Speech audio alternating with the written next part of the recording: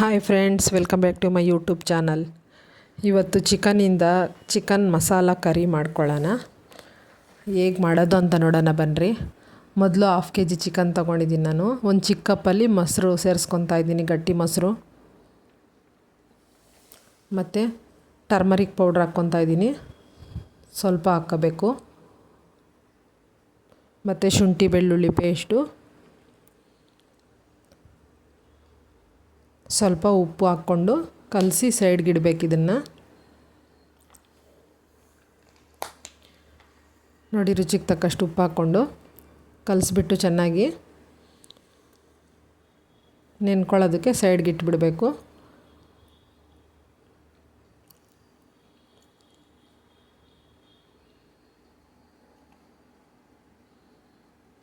ನೆನೆಸೋದ್ರಿಂದ chicken ಗ್ರೇವಿಗಳು ಯಾವ ಥರ ಮಾಡಿದ್ರೂ ಚೆನ್ನಾಗಿ ಬರುತ್ತೆ. ನೋಡಿ, ಸ್ಮೂತಾಗಿರುತ್ತೆ ಚಿಕನ್ನು. ನೋಡಿ, ಈಗ ಹೇಗೆ ಮಾಡೋದಂತ ನೋಡೋಣ ಬನ್ನಿರಿ. ಮೊದಲು ಮಿಕ್ಸಿ ಜಾರ್ಗೆ ಒಂದು ಟೊಮೊಟೊ ತೊಗೊತಾ ಇದ್ದೀನಿ, ದೊಡ್ಡದು. ಕಟ್ ಮಾಡಿ 4 ಪೀಸ್ ಮಾಡಿ ಹಾಕ್ಕೊತಾ ಇದ್ದೀನಿ. ನೋಡಿ,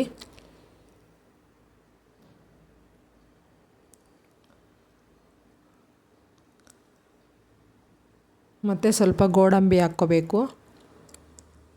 ಮತ್ತು ಸ್ವಲ್ಪ ಕೊತ್ತಂಬರಿ ಹಾಕ್ಕೊಳ್ಳಿ. ಈ ಮೂರನ್ನು ಪೇಸ್ಟ್ ಮಾಡ್ಕೋಬೇಕು. ಗೋಡಂಬಿ ಹಾಕೋದು ಗಟ್ಟಿ ಇರುತ್ತೆ ಗ್ರೇವಿ, ಮತ್ತು ಟೇಸ್ಟ್ ಚೆನ್ನಾಗಿರುತ್ತೆ ಅಂತ ಹಾಕ್ಕೊಳ್ಳೋದು. ನೋಡಿ, ಪೇಸ್ಟ್ ಮಾಡಿ ಇಟ್ಕೊಂಡಿದ್ದೀನಿ. ಮೊದಲು ಒಗ್ಗರಣೆಗೆ ಬಾಣಲಿ ಇಟ್ಕೊಳ್ಳೋಣ. ಇಟ್ಕೊಂಡು ಸ್ವಲ್ಪ ಎಣ್ಣೆ ಹಾಕ್ಕೋಬೇಕು.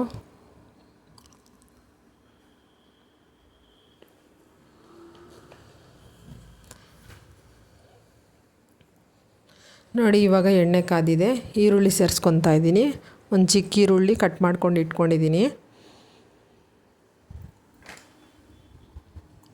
ಈರುಳ್ಳಿ ಚೆನ್ನಾಗಿ ಫ್ರೈ ಮಾಡ್ಕೋಬೇಕು. ಮತ್ತು ಸ್ವಲ್ಪ ಕರಿಬೇವು ಹಾಕ್ಕೊಂಡಿದ್ದೀನಿ.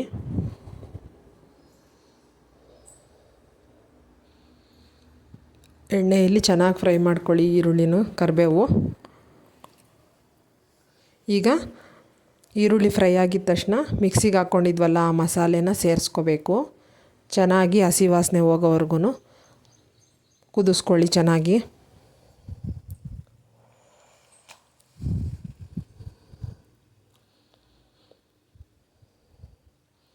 ನೋಡಿ, ಮಸಾಲೆ ಚೆನ್ನಾಗಿ ಬೇಯಬೇಕು. ಚೆನ್ನಾಗಿ ಬೆಂದ್ರೇ ಚೆನ್ನಾಗಿರೋ ಟೇಸ್ಟು.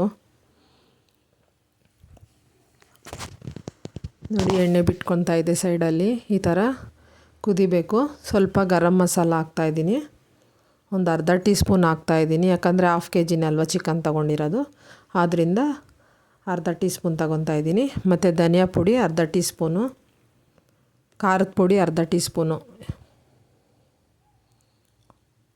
ನೋಡಿ, ಖಾರದ ಪುಡಿ ಹಾಕ್ಕೊತಾ ಇದ್ದೀನಿ ಈಗ. ಮತ್ತು ಸ್ವಲ್ಪ ಜೀರಾ ಪೌಡ್ರ್ ಹಾಕಬೇಕು.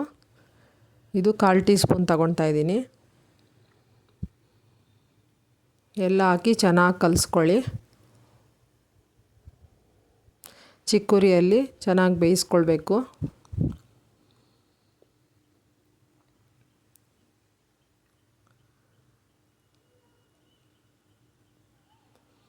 ನೋಡಿ, ಈಗ ಕಲಸಿಟ್ಕೊಂಡಿರೋ ಅಂತಹ ಚಿಕನ್ನ 10-15 ನಿಮಿಷ ಕಲಸಿಟ್ಕೊಳ್ಳಿ, ಚೆನ್ನಾಗಿರುತ್ತೆ. ನೆನೆಸಿಟ್ಕೊಂಡಿರೋ ಚಿಕನ್ನ ಹಾಕ್ತಾಯಿದ್ದೀನಿ. ಚಿಕನ್ನು ಈಗಾಗಲೇ ನೆಂದಿರೋದ್ರಿಂದ ಬೇಗ ಫ್ರೈ ಆಗುತ್ತದು. ತುಂಬ ಮಸಾಲೆ ಈಸಿ ಇದೆ, ಕಾಯಿ ಏನು ಹಾಕಂಗಿಲ್ಲ, ತುಂಬ ಈಸಿ ಇದೆ. ನೋಡಿ, ಅಡುಗೆ ಬರದೇ ಇರೋರು ಸಮೇತ ಇದನ್ನು ಮಾಡ್ಕೋಬೋದು.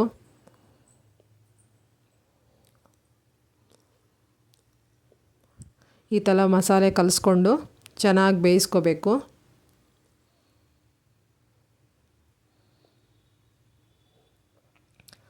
ಸ್ವಲ್ಪ ಹೊತ್ತು ಲಿಡ್ ಕ್ಲೋಸ್ ಮಾಡಿ ಬೇಯಿಸ್ಕೊತಾ ಇದ್ದೀನಿ.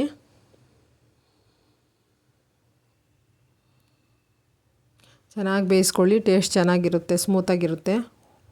ಮತ್ತು ಉಪ್ಪೇನಾದರೂ ಕಡಿಮೆ ಆಗಿದರೆ ಸ್ವಲ್ಪ ಸೇರಿಸ್ಕೊಳ್ಳಿ. ಇಲ್ಲಿ ನಮ್ಗೆ ಕಡಿಮೆ ಆಗಿದೆ ಅಂತ ಸ್ವಲ್ಪ ಹಾಕ್ಕೊತಾ ಇದ್ದೀನಿ.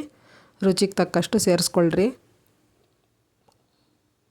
ನೋಡಿ, ಈಗ ಯಾವ ಥರ ಕಾಣಿಸ್ತಾ ಐತೆ ಅಂತ. ಈಗ ಸ್ವಲ್ಪ ನೀರು ಸೇರಿಸ್ಕೊಂಡು ಬೇಯಿಸ್ಕೊತಾ ಇದ್ದೀನಿ ನಾನು.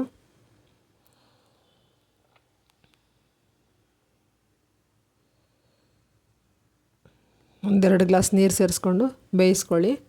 ನಿಮ್ಗೆ ಯಾವ ಥರ ಕರಿ ಬೇಕೋ ಆ ಥರ ಮಾಡ್ಕೊಳ್ಳಿ. ತುಂಬ ನೀರಾಗಿ ಮಾಡ್ಕೋಬೇಡಿ, ಸ್ವಲ್ಪ ಗಟ್ಟಿನೇ ಇರಬೇಕು.